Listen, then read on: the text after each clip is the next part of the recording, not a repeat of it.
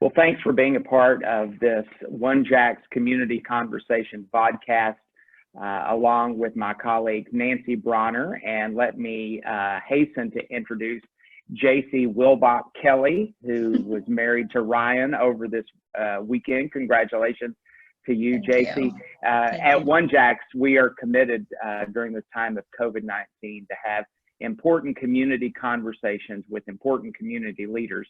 And we're glad that you can join with us today for this time. So today we're delighted to have with us the CEO of JASMYN, Cindy Watson. Good morning, Cindy. Good morning. And why don't we start by having you share with the community who JASMYN is and what JASMYN represents and the work you do in the community. Thank you. Well, let me just first say thanks. It's always a treat to talk with Nancy and Kyle and JC, and especially to be featured on one of your vodcasts. So thank you. We love our partnership with OneJax. We really cherish it. You've been an important part of the JASMYN history for a very, very long time. Speaking of long time, you know, we've been in this community for a little over 25 years.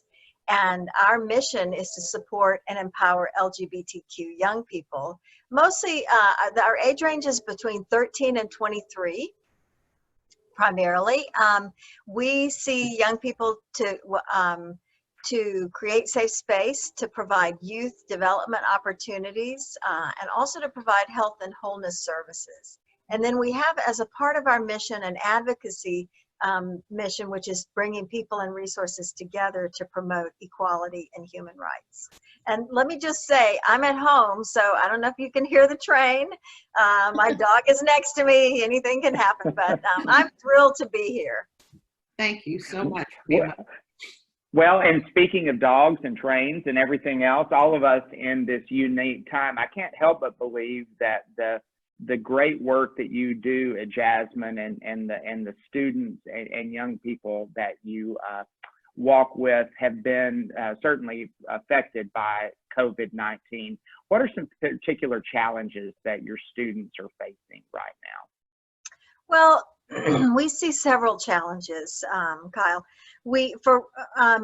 For example, the younger part of our population, the 13 to 18-year-olds, are mostly in middle and high school. We have a whole student support project where we really focus on supporting them in their schools to resist bullying and harassment, to build youth leadership through their Gay Straight Alliance or Gender Sexuality Alliances in their schools. Then we do teacher training. So all of that's been shifted, right? Because school is not in operation. What we see is a lot of those really young folks who are LGBTQ are now at home. They feel extremely isolated. They may be already experiencing rejection from their families or fear of rejection. And so school might have been a safer place for them. For some of them, or certainly being able to come to the JASMYN campus on a regular basis to be with their peers, to just have that outlet for being accepted for who they are and being able to be who they are. They're missing all of that. And so one of the things we've been doing is a lot of remote group support. A couple things that we specialize in. We've been co-facilitating a Q-Chat group for middle and high schoolers for well over a year. So we were able to continue that effort and really expand that. That's in a partnership with several other LGBTQ youth centers around the country. So we see youth from all over the country, but we certainly encourage local youth to avail themselves of those groups, and we've been a part of that. And that's a great way. Many of those young people have said they're so glad they found the group. They feel so much more like themselves and feel that acceptance, which is critical for not just self-esteem, but for basic mental health for young people. You know, the trauma of rejection and harassment goes deep, and it's really serious. So that's a concern we have. Then with the older range of our population, the 18 to 23, those are the young people we see tend to be really marginalized in a variety of ways. But primarily, we are concerned about their unstable housing. And so last year, for example, we saw about 170 young people in our services who were unstably housed. So that means youth who are homeless, who are street homeless, who are living in cars, who are couch surfing, who are living in situations where they may be exploited but are very precariously housed and on the edge of homelessness at any given time. So those young adults have really, many of them have really been in tough situations during the COVID crisis. When people are quarantined to their homes, if your home is very unstable or you don't actually have one, you're in big trouble. So we have remained open throughout the quarantine on a regular basis, several hours a week, in our beautiful new J3 building, which we just opened in January with these kinds of services. And it's just been such a great space. We've been able to provide hot meals. We've been able to offer showers and laundry, which is really critical, to hygiene. We've been able to get several of those young people in some kind of short-term housing, hotel, motel, or some other kind of short-term housing to get them off the streets. Or if they're medically vulnerable, and many of our young people a lot have HIV or some other kind of serious chronic illness. But if they're medically vulnerable, being in congregate spaces is not really safe, whether it's a shelter or this happens, like a whole group of young people will just sort of land in one young adult's apartment, right? And then you've got 5 or 7 kids in one place. And that's been a strategy for some, but if they're medically vulnerable, it's not a safe strategy. So we've been working with all those youth to get them to our campus and to get them into services, or at least to provide that sort of basic need. And then on top of that, we have a group of probably about 75 throughout the year HIV positive young people that we work with. HIV is still a very serious issue in our community. Jasmine has been on the front lines doing HIV work for almost our entire existence. And because we know that our population, young men, particularly young men of color who are gay or bisexual, are very, very high risk for HIV. We see lots, we do testing and we help them link to medical care. So during this time, a lot of those young people have been very reluctant to get out, to get on the bus, feeling like it's not safe to go to doctor's appointments. So our case managers had as a mission to get medication for all of them. So we've been doing medication drops, we've been doing food drops, and we've even done condom deliveries to try to maximize the safety of young people during this time. So those are some of the examples of what we've been doing. That's amazing. Talk a little bit more about your health clinic. I'm not sure if the community is fully aware of both pre-pandemic and where you are now, about the services you provide and how the health clinic came to be. Okay. We've been offering a sexual health clinic since 2007. It's a partnership between JASMYN and the Florida Department of Health in Duval County. So our clinicians come from the health department, but our staff provides that front door, that welcoming reception. And then we also do all of the HIV testing in the clinic and assist with the follow-up. Last year we saw, I think, around 600 young people throughout the year in the sexual health clinic. And we test, we do screens in that clinic for chlamydia, gonorrhea, and syphilis and other STIs, and then also the HIV screening. And in the process, we help young people get linked to medical care or certainly to treatment if they test positive for any of those. So when the quarantine first started, we shut that down for a few weeks. We felt like that was, what was really called for. The health department has continued to provide testing on a limited basis in their offices. But I'm very happy to say that that was one of the first things we wanted to bring back as soon as we could. So last week we were able to start the sexual health clinic up again. You know, we're doing all the physical distancing pieces that we need to do and very attuned to the hygiene and safety. But we feel like that's so important. You know, we see such a high rate of sexually transmitted infections among the young people that we serve. We just know we're meeting the population where they are. Young people are sexual humans, and they are going to be sexually active, and we do everything we can to give them information, to give them resources, to give them prevention, to encourage them to be safe and to stay safe.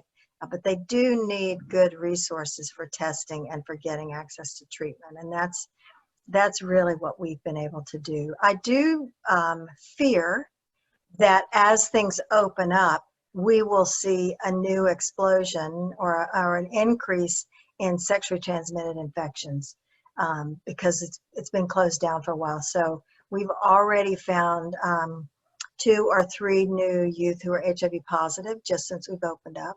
We expect many more STIs. And so we're gearing up to respond to that. But I think that's just going to be one of those side effects of a long quarantine where people were forced to stay, you know, in one place and not really get out and get services. And Cindy, is it too early to talk about the summer? I know we're all in a wait and see mode, but do you all have plans to get back in your offices and reopen, or are you just kind of waiting to see what this partial reopening of the state and the city look like? Well, we are taking it slow. I feel like, and my team and our board is really supportive of that, we have to do everything we can to meet young people in the needs that they have. And at the same time, we have to be as safe as possible, because we are absolutely committed to the safety and health of our staff, of the young people, and the community. So we've been very slow in opening back up. We've really taken the month of May to just focus on these two, the clinic and HIV testing, on a very slow and careful manner. June, we'll continue to expand those kinds of activities, clinic, because they're essential, right? And so we'll continue to provide all the essential services and to try to build on that. Our staff is still primarily working remotely, with the exception of when they need to be on campus for these services, or just to do some basic things that have to be done. We are looking at July and wondering if we can begin to open up in very small gatherings, opportunities for some of those high school age youth to have, you know, a very occasional but an afternoon together, because we think that's so important. Now, you have to know we have 3 buildings on our campus. We have a lot of space, and we have an outdoor space. It's not finished, and gosh, we wish it were finished, because we could really use that whole design that we have in our plans. But we are looking at ways to bring back small groups, under 10, but small groups of young people that can really have the space to the physical distancing we need, but for them to be able to be together, to have some, to break through some of that isolation, to give them a little bit of hope and to help them move forward. So we're looking at that as the next step, maybe in July. And then beyond that, you know, we're just waiting to see. I know you have a big event this fall. We have the Coming Out Day breakfast in October. We're doing contingency planning, because no one really knows what's going to happen. Yeah. So, yeah. So actually, the thinking about our event and your event, for each of us, the biggest fundraisers of the year, let's talk a bit about the particular challenges facing nonprofits. JASMYN and OneJax being in the same boat in terms of, you know, a lot of our funding annually is comes from our major fundraising event. All around the country, nonprofits are having to postpone or cancel or go virtual. I know the J Fund had a very successful virtual event last week. We're all watching and trying to figure out what we should do. But this does highlight the particular challenges for nonprofits in our fund development arena. And not only a fundraising event, but everybody is struggling to figure out what the future looks like and what philanthropy will look like and what the stock market will do and what major donors will do. What are you thinking about all this and in terms of JASMYN's budget and going forward? Well, those are big questions. First, let me say that just as the quarantine was starting, we were ramping up to produce our annual Strides for Pride 5K. Yeah. And so very early in that process, we convened, and one of our strengths is that we have a very strong board. We have very engaged members of our fund development committee, and we are very engaged with corporate partners. Particularly through employee resource groups that are LGBT facing. But we shifted our Strides for Pride 5K to a virtual run. That was on April 28th. And we actually were able to produce an event, a fund run a couple of days before, and really engage a lot of partners and have a lot of fun with that. And so I'm very happy to say that we met all of our goals for that fundraiser. That kind of pivot in the in the middle of a community crisis like this was very challenging. And I think our strength lies in really in the relationships that we have with a lot of community partners, because people just continue to lean in. Corporate partners continue to lean in. And to say, we're here with you, we'll participate. We had 300 virtual runners. That's kind of amazing when you think about it. So, we do have some really good things in place. I am very mindful that if this pandemic had happened 10 years ago, JASMYN might not have made it. I mean, it just seems to me like we were very young and we did not have the kind of community support. We certainly didn't have any cash reserves. And so those are the kinds of things that help you get through. And without them, it really pushes you to the edge of the cliff. And so I'm very mindful of that, because I think it takes those kinds of things to be able to be nimble and to be resilient in this time. The good things, though, my experience has been that our local philanthropists have really leaned in. Our corporate partners have really leaned in, and our foundation partners around the country, the different organizations that have funded us with foundation work, have also leaned in. So there have been opportunities for emergency funding or to expedite funding. All of those things are very, very helpful when you're in such a precarious time. As for the fall and the big event, I'm not sure, what we're gonna do or how we're gonna do that. But we're certainly working through the questions right now, and exploring actually, the possibility of some kind of hybrid event. Or if not a fully virtual, a hybrid event that has fewer people in the room, but still engages a larger number of people. And so, I've been, like most of you, I've been at this work in the nonprofit sector for several decades. And I've never been challenged like this. And it really takes every ounce of energy and creativity and optimism, I think, to get through it. And faith, I do think faith, believing in your mission and believing in the work you do and believing that it's the right thing and that somehow we'll make it through, and that, you know, there are many powers around us that help us get through. I think that's really critical. I've often told people, your folks have no idea how much of a faith-based organization JASMYN is. We would never have made it this long without a real belief that, you know, what we're doing is so important that there will be a way to get it done. Yeah. And Cindy, you always tell the JASMYN story so beautifully, and it is so important what you do. So as we close out May 2020, and it looks like the year that never will end, we are transitioning into June, which is an important month. So talk a little bit about how we can support JASMYN during Pride Month. Thank you.